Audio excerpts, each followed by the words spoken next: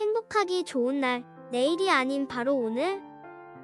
오늘도 부처님의 말씀을 듣도록 하겠습니다. 이 인생에는 정답이 없고 매 순간 인생에는 선택만이 있습니다. 매 순간 직면하는 상황 속에서 우리는 선택하는 것이지 정답이 있을 수는 없습니다. 그런데 선택이 어려운 것은 선택에 대해서 책임을 지지 않으려고 하기 때문입니다. 어떤 선택이든지 선택에 대해서는 책임이 따라옵니다. 원인이 있으면 결과가 따라오기 때문에 결과를 받아들이기 싫으면 그 원인을 짓지 말아야 합니다. 돈을 빌렸으면 갚아야 합니다. 돈을 갚기 싫으면 돈을 빌리지 말아야 합니다. 이것이 인생의 이치고 세상의 이치입니다.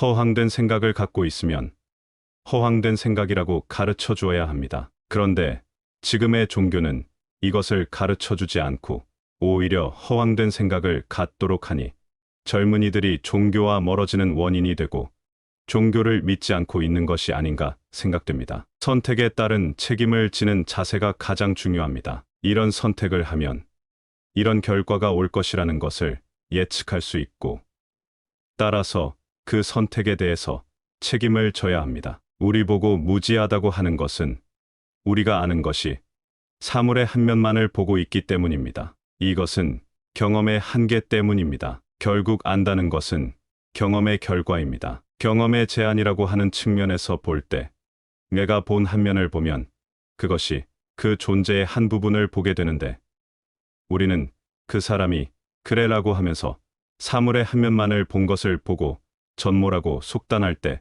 큰 오류가 나오게 되는 것입니다. 즉 장님이 코끼리 다리만 만져보고 코끼리를 표현하면 코끼리가 아닙니다. 따라서 제가 답을 주는 것이 아니라 질문자가 이쪽 면을 얘기하면 저는 다른 면이 있다고 다만 환기시켜서 사물의 전모, 전체를 바라보게 해줍니다. 이것이 통찰력이고 통찰력이 곧 지혜입니다. 한 단면을 바라보는 것이 편견입니다. 안다는 것이 사실은 한 단면을 알고 있게 된다면 안다는 것이 큰 장애가 될 수 있습니다. 따라서 모른다는 것이 오히려 더 나은 결과가 될 수 있습니다. 모르면 저쪽 면에서 보려는 마음이 생기지만 한쪽 면만 보고 안다고 하면 모른다는 사실을 모르기 때문에 고쳐지기가 어렵습니다. 한 면만을 보지 않고 다른 면까지 보게 되면 통찰력, 곧 지혜가 열린다고 합니다. 그러면 의문이 사라지고 괴로움이 사라지게 됩니다.